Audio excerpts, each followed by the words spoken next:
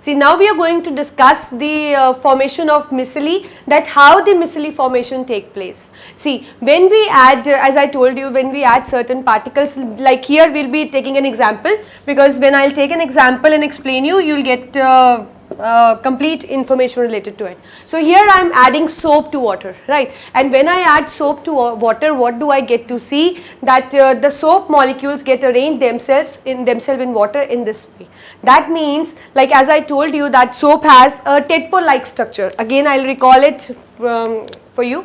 So this is a, like we have C17H35COONA. Let us take an example of this soap. It is sodium stearate. What is it? It is sodium stearate. So this is a ionic part and this is a hydrocarbon chain. I will write R. Right. So in this tadpole-like structure, this is an ionic part and this is a R, that is the hydrocarbon chain. This ionic part is water loving and this is water repelling. This is what we have here. So what happens when we add this into water, they get randomly arranged. They get randomly arranged and the arrangement is such that the water loving part is towards the water. As you can see, this blue portion is facing towards the water and the other portion which is repelling is just repelling that medium. That is why you get to see in such a way. So this happens. But when you increase the concentration, then what happens? Many molecules occupy the surface, or you can say whole of the surface is occupied by the molecules. But the molecules are more, but the surface available is less. So what happens? They are pulled actually inside. They are actually pulled, they experience a inward force. So that means they are pulled inside, and when they are pulled inside, so what they do actually, they get aggregate to form this kind of structure. That is, the ionic part is just towards the water and the hydrocarbon chain, which is water repelling, is facing toward each other. So in that way we can see that, say that actually the ionic part is trying to shield the hydrophobic part.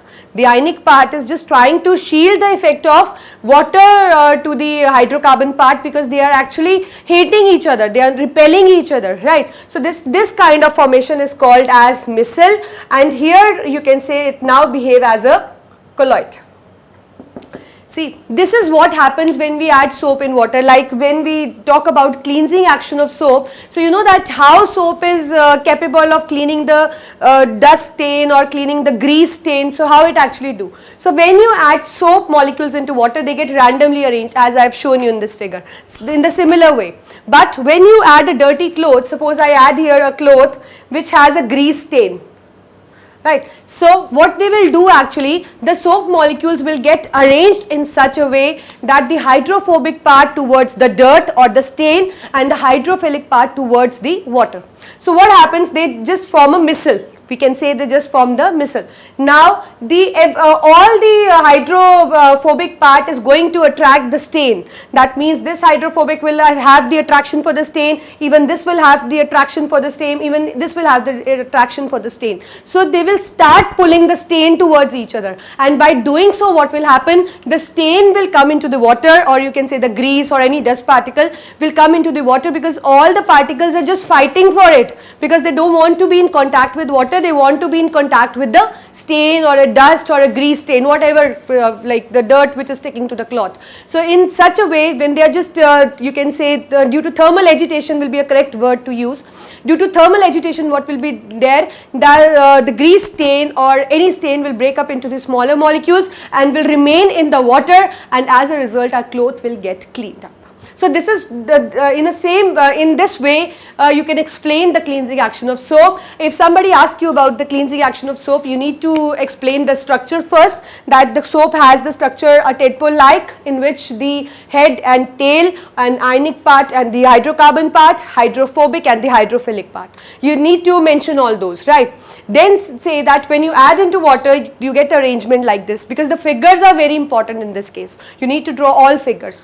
And then what happens, when you increase the concentration, the whole surface cannot be occupied by all molecules, so they experience a net inward pull from inside.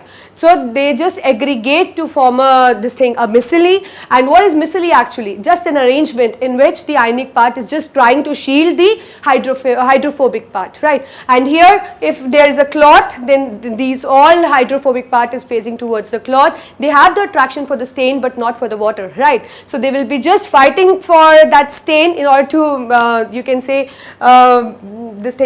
be stable, and in doing so what they will do, they are just doing you can say they are just helping the clothes to get cleaned up. And this is how the soap or the detergents work when they are added into water, that their mechanism just involve the micelle formation, and this micelle lie in the colloidal range. So we classify them as an associated colloids. That is one of the category of the types of the colloidal particles.